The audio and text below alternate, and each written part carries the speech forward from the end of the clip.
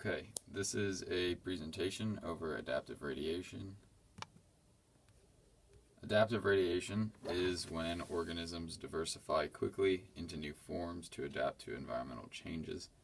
This is a form of speciation which can be both allopatric or sympatric, and it creates many new species over short amounts of time.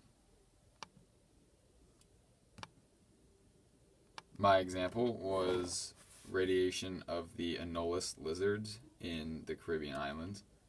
They're an exceptional example which have been used many different times for a lot of different experiments.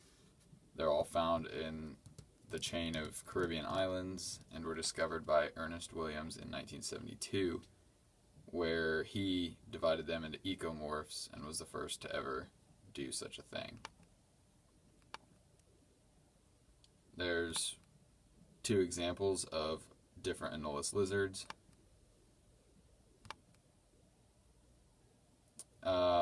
Radiation of these lizards occurred over 40 million years. So far, 400 different species have been discovered, and more keep being discovered every single year.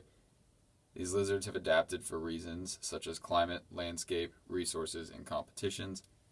In some ways, climate has affected their body temperatures, and landscape and resources have affected structural body composition.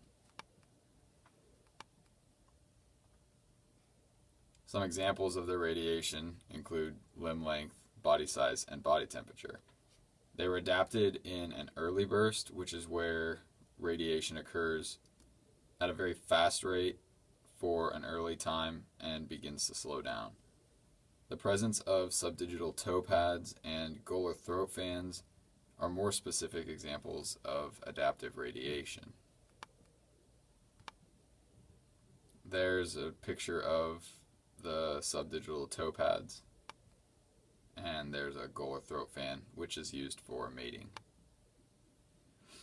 Like I said earlier, they are divided into ecomorphs.